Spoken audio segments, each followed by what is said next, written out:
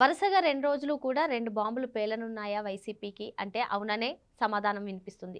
మరి ఏం జరగబోతుంది? సెప్టెంబర్ 15న అంటే సోమవారం రోజు ఏపీ లిక్కర్ స్కామ్‌కి సంబంధించి మరో ఛార్జ్ షీట్ దాఖలు చేయనున్నారు సిట్ అధికారులు. మరి ఆ ఛార్జ్ షీట్‌లో జగన్మోహన్ రెడ్డి పేరు చాలా సార్లు వినిపిస్తుందని, ఇక నెక్స్ట్ విచారణ ఆయనదేననే ఊహాగానాలు వినిపిస్తున్నాయి. మరో పక్క చూసుకున్నట్లయితే సెప్టెంబర్ 16 వివేక హత్య కేసుకు సంబంధించి విచారణను సుప్రీంకోర్టు సెప్టెంబర్ 16నే విచారించనుంది. మరి అప్పుడు కూడా అవినాష్ రెడ్డి బెయిల్ రద్దవుతుందా? ఇటువంటి అంశాలన్నీ కూడా చర్చించడానికి మనతో పాటుగా ఉన్నారు సీనియర్ జర్నలిస్ట్ డివి శ్రీనివాస్ గారు. నమస్తే సార్. నమస్తే. సెప్టెంబర్ 15, 16 ఈ 2 రోజులు కూడా వైసీపీకి కాలరాత్రులు కాబోతున్నాయా? మరి ఏపీ లిక్కర్ స్కామ్‌కి సంబంధించి మరో ఛార్జ్ షీట్ దాఖలు చేస్తున్నారు సిట్ అధికారులు. అందులో జగన్మోహన్ రెడ్డి పేరు చాలా సార్లు ఉన్నట్టు కూడా వినిపిస్తుంది సార్. మరి మొత్తానికి అసలు ఇటు తమ్ముడి విచారణ, అటు అన్నయ్య బెయిల్ రద్దవ్వడం 2 రోజుల్లో 2 పరిణామాలు, కీలక పరిణామాలు చోటు చేసుకోబోతున్నాయనే కథనాలు వినిపిస్తున్నాయి. మరి ఈ అంశాలపైన మీరేమంటారు? 15, 16 తారీఖులు 2 రోజుల్లో 2 బాంబులు పడబోతున్నాయి. Hydrogen bomb, atom bomb. అంటే ఏంటి? క్రిమినల్స్పై వీటిని సర్జికల్ స్ట్రైక్స్గా చూడాలి. ఏపీ క్రిమినల్స్పై ఇవాళ కోర్టులు లేకపోతే దర్యాప్తు సంస్థలు ఎలా సర్జికల్ స్ట్రైక్స్ చేస్తున్నాయి. ఒకటి 15వ తారీఖు అసలు అది బిగ్ మండే అంటున్నారు. ఇది ఎక్కడ చూసినా ఛానల్స్లో వాటి గురించి కథనాలు. అంటే ఫైనల్ ఛార్జ్ షీటు సిట్ వేస్తోందని, ఇప్పటికే ఫస్ట్ ఛార్జ్ షీట్ వేశారు, తర్వాత ఒక అనుబంధ ఛార్జ్ షీట్ కూడా దాఖలు చేసిన దీంట్లో ఇప్పుడు వేయబోయే ఛార్జ్ షీట్ ఎలా ఉండబోతుంది. ఇప్పుడు జగన్మోహన్ రెడ్డి ఫస్ట్ ఛార్జ్ షీట్లోనే ఆయన పేరు 3 సార్లు వచ్చిందన్నారు. రెండో ఛార్జ్ షీట్లో అయితే జగన్మోహన్ రెడ్డి సీఎంగా పనిచేసినప్పుడు ఆ కార్యదర్శి ఎవరు ధనంజయ రెడ్డి, లేకపోతే ఆయన ఓఎస్డి కృష్ణమోహన్ రెడ్డి, ఆయన cement factory director Balaji Govindappa, వాళ్ళ ముగ్గురు మీద నడిచింది రెండో ఛార్జ్ షీట్. ఇప్పుడు వేయబోయే మూడో ఛార్జ్ షీట్ ఇది ఫైనల్ ఛార్జ్ షీటా, లేదు అది తర్వాత వస్తుందా?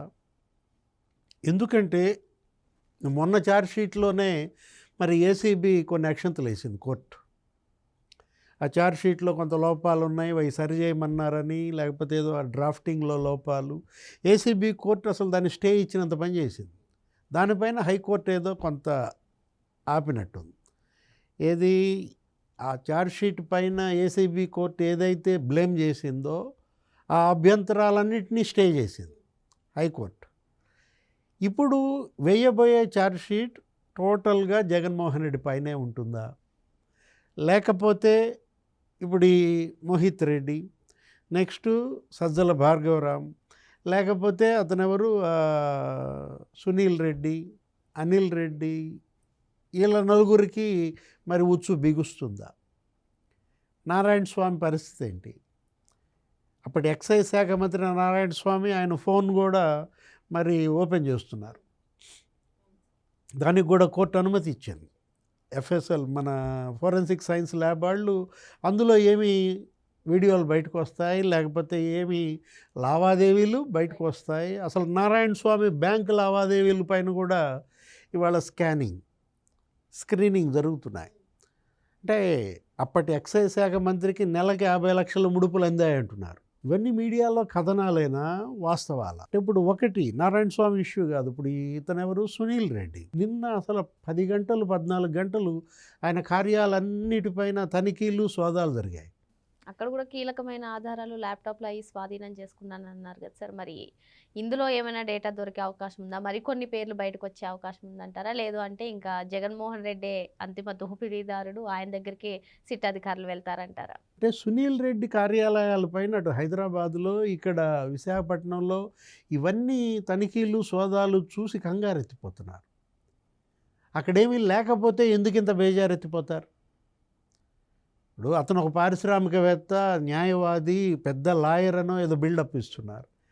ఇప్పుడు అతను గతంలో జగన్ జైల్మేట్, అది మర్చిపోతే ఎలా? ఇప్పుడు ఏది సిబిఐ కేసుల్లో లేకపోతే ఈడీ కేసుల్లో జగన్ జైల్లో ఉన్నప్పుడు ఎంఆర్ కేసులో ఇతను అరెస్ట్ చేసి జైల్లో పెట్టారు. ఇతను జగన్మోహన్ రెడ్డికి పిఏ, భారతీ మేడంకి సమీప బంధువు.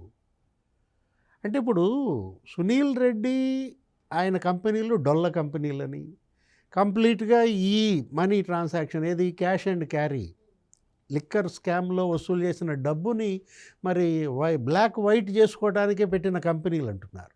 24 కంపెనీల్లో అతను డైరెక్టర్గా ఉన్నాడు. అందులో అప్పుడు రాజశేఖర రెడ్డి ముఖ్యమంత్రిగా ఉన్నప్పుడు ఆ క్విడ్ ప్రోకో 1.0 అప్పుడు ఎన్ని ఉన్నాయి? 4 కంపెనీలు. ఇప్పుడు జగన్ సీఎం అయిన తర్వాతే మరి దగ్గర దగ్గర 10-17 కంపెనీలు పెట్టారంటే వీళ్ళు ఏమంటున్నారు? వాళ్ళ మీడియా, వాళ్ళ ఛానల్స్లో వాటిల్లో జగన్మోహన్ రెడ్డి అసలు ఆ జగన్ సీఎంగా 5 ఏళ్లలో, ఈయన 5 ఏళ్లలో 4 సార్లు కూడా రాలేదంటున్నారు. జగన్ ఎక్కడ కలవలేదంటున్నారు. కలవడం రావటం కాదు కదా ఇక్కడ సమస్య. ఆ కంపెనీలు అతనయ్యా కాదా? ఆ కంపెనీల్లో ఈ లావాదేవీలు జరిగినాయా లేదా? ఇప్పుడు చెవిరెడ్డి భాస్కర్ రెడ్డి నిన్న మనం చూసాం, అతని 8 కంపెనీలు, 16 మంది డైరెక్టర్లు ఎవరో తెలుసా?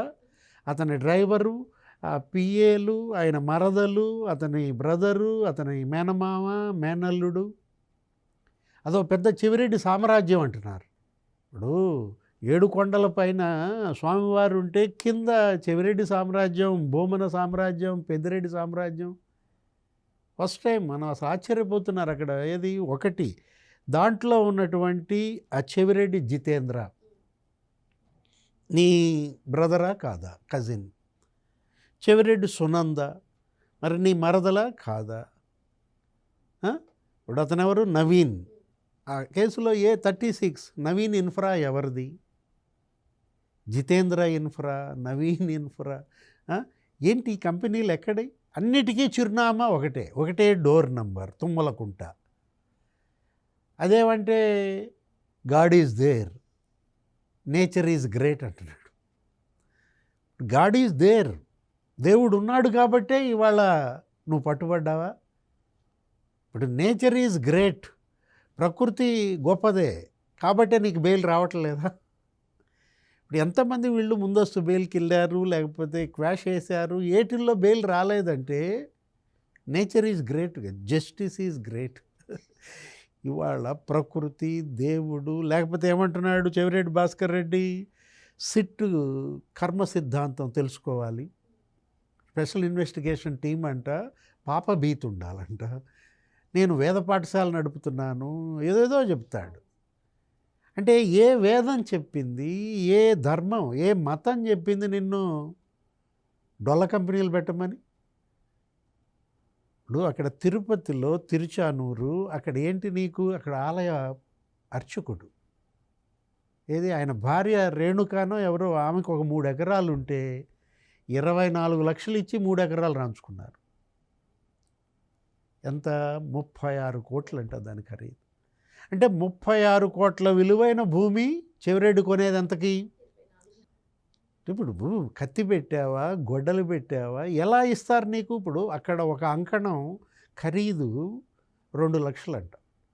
నీ డ్రైవర్ ఎన్ని అంకణాలు కొన్నాడు? అంటే డ్రైవర్ అంటే జీతం ఎంత ఉంటుందమ్మా? 25,000, 15,000, 20,000. అట్లాంటి ఆడు అసలు మరి అంకణాలు భూమి ఎలా కొన్నాడు? మరి ఇది ఎలా పెట్టాడు కంపెనీలు? అంటే ఇప్పుడు ఒకటి చెవిరెడ్డి భాస్కర్ రెడ్డి ఇంకా ఇలా నటిస్తుంటే నేను వేద పాఠశాల పెట్టానంటాడు, ఆయన పెద్దిరెడ్డి నేను గోశాల కట్టానంటాడు, భూమన నాదకు గోశాల ఉందంటాడు, గుడులు కట్టామంటారు. దీనికోసమా? అంటే వీళ్ళు ధర్మాన్ని అడ్డం పెట్టుకుని ఎంత అధర్మంగా వ్యవహరించారు, ఎంత అన్యాయంగా కొల్లగొట్టారు.